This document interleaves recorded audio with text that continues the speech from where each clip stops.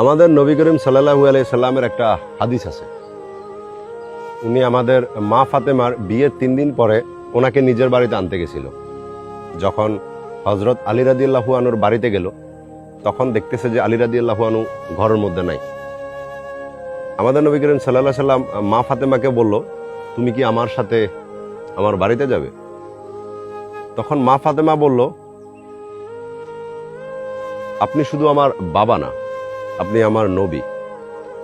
আপনি যেখানে বলেন আমি সেখানে যাব। কিন্তু বাবা, আমি আপনার থেকে শিক্ষা পাইছি স্বামীর অনুমতি ছাড়া যাতে কোনো কিছু না করি।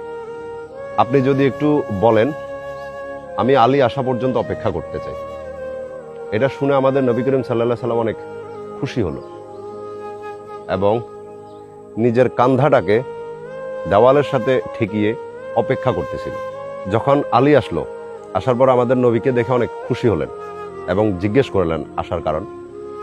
তখন নবী করিম সাল্লাল্লাহু আলাইহি সাল্লাম বলল, আমি আমার মেয়েকে একটু তোমার অনুমতি হলে আমার বাড়িতে নিতে চাই। এটা শুনে আলী রাদিয়াল্লাহু আনহু বললেন, আপনি একজন নবী, ফাতেমা আপনার মেয়ে, আপনার আবার কিসের অনুমতি? এটা শোনার পর আমাদের নবী করিম সাল্লাল্লাহু আলাইহি সাল্লাম বললেন, আমার ফাতেমা তোমার অনুমতি ছাড়া যাবে না, কারণ আমি তাকে এমন শিক্ষা দিছি।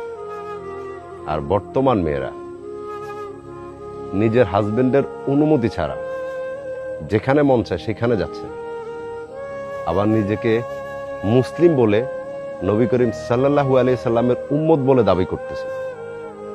একবার ভাবুন কি জবাব দিবেন।